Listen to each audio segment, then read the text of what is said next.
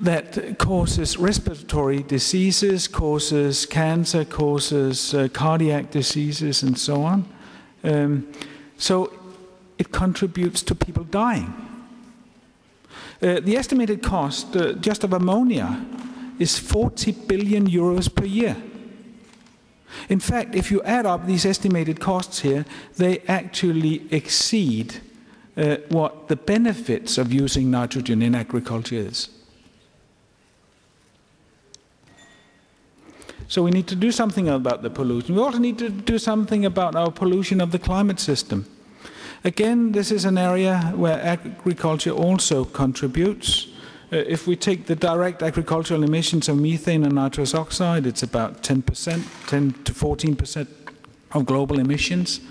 But when we start adding emissions from deforestation and all of the other activities to which our food consumption also contribute, we end up at more than 30% on a global scale of the greenhouse gas emissions can be attributed to agricultural activities. And of course, this is causing global warming. And this is not just something that you can read about in magazines about the future. No, global warming is a real thing. It's here. It's affecting agriculture also currently in Europe. We can see shifting of cropping areas. We can see areas where droughts, heat waves are becoming much more frequent, negatively affecting production. And if we project it into the future, in fact, some of the areas that we expect will be most hard hit here in Europe is exactly in the region we're here now in southeastern Europe. Things will look much bleaker in future for agricultural production here because you get the growing season being squeezed in between a still rather cold winter and a very hot and dry summer. Just imagine what happened in Russia last year. It's not just the change in mean temperatures and rainfall and so on we need to worry about in that context. It's increasingly, and that's also new knowledge, it's increasingly need to worry about because climate change is going to not just shift the overall means of temperatures and rainfall, but it's causing considerably increased variability in our climate. And we really depend on a reliable climate. Variability from year to year is just something that will add to stresses in our production systems. Okay, so what do we need to do? It is rather difficult, but something we certainly need to be much more concerned about, and that's both for conventional and organic production system, is our resource use efficiencies. Do we make sufficient use of the renewable resources we have? Because in future we cannot rely on the fossil ones. We need to shift to renewable resources.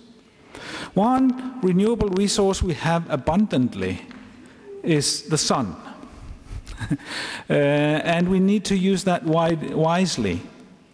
And of course, this is where our plants, our crops and so on makes use of the sun to store the energy in the biomass. And that energy in that biomass we need in future not just to use for food, feed for our livestock, but it also needs to be used for bioenergy because the rest of the society will need that bioenergy at least for the next 4, 5, 6 decades before new energy technologies can be sufficiently developed to maybe come to a point where that's not needed. We need to stop that. We also need to use nitrogen much more efficiently, and that is certainly the case both for conventional and organic cropping systems. We lose nitrogen to our aquatic environment, to the atmosphere, In many cropping systems, we only make use of about 30 to 40% of what we put in. The rest is lost or wasted. Phosphorus is another precious resource that we need really to care about. This is primarily a problem in conventional systems, but points to the fact that we need to much better recycle our nutrients. Also make much better use of all of the resources that are available.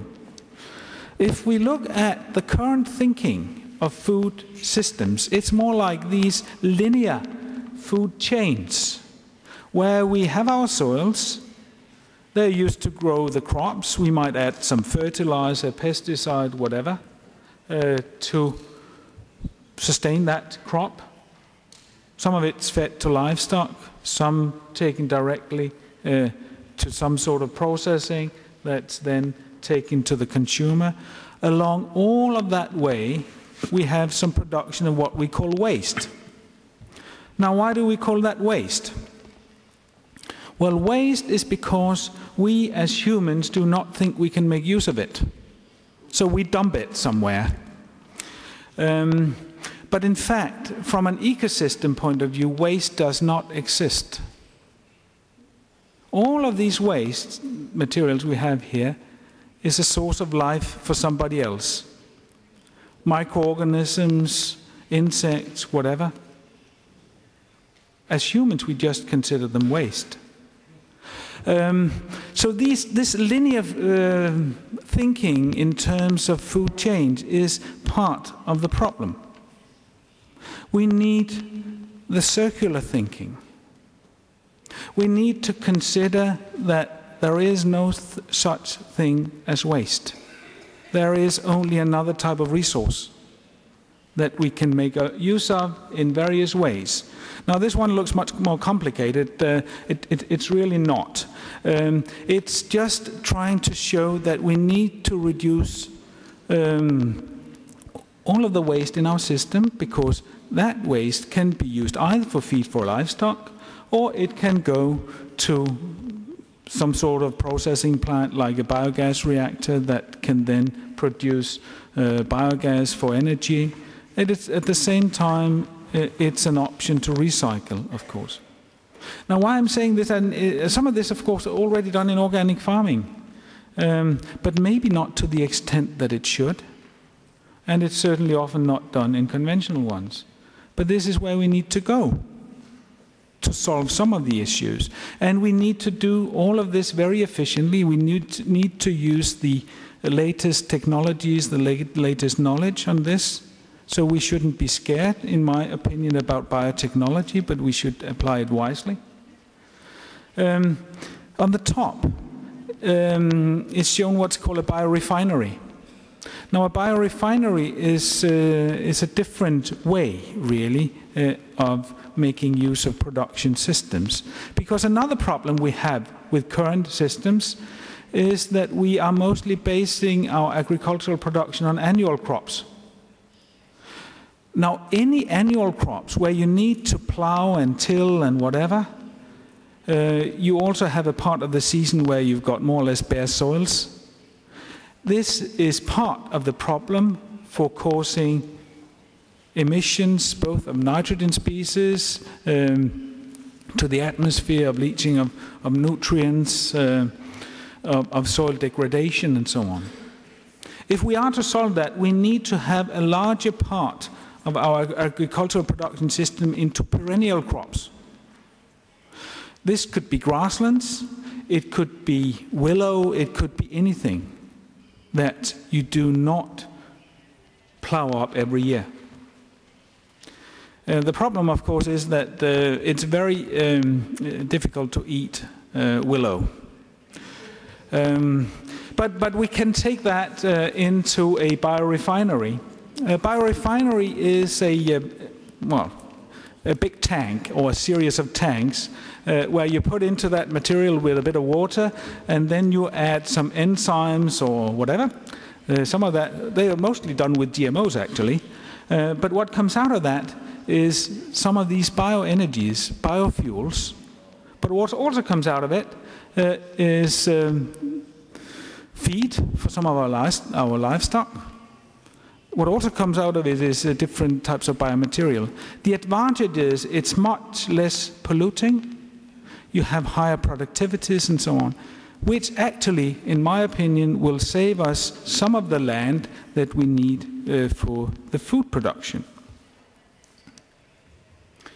This is just to illustrate that this is not just a thinking of the future. Some of these pilot plants for biorefineries are already in place.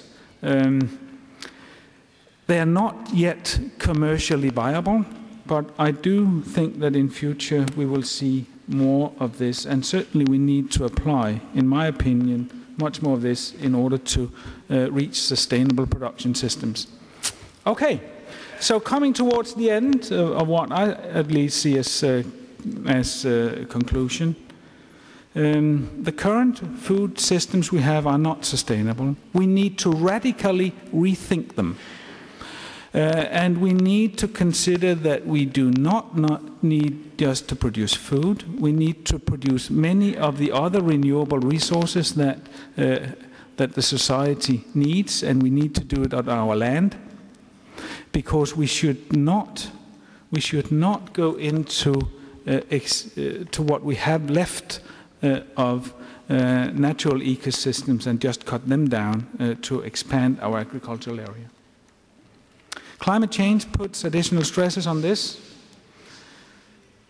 So we need to rethink how we are doing our agricultural production. We need to take on board what we can of new technologies, but they need to be applied wisely. And we need to reinvest in research, in innovation, in development of these systems, and we do not have much time left to do that. We also cannot leave it to the multinational corporations, because they will just go for the easy solutions, working, for instance, with current arable crops and so on, with GMOs and so on. No, we need to rethink the entire system that also operates on a recycling basis.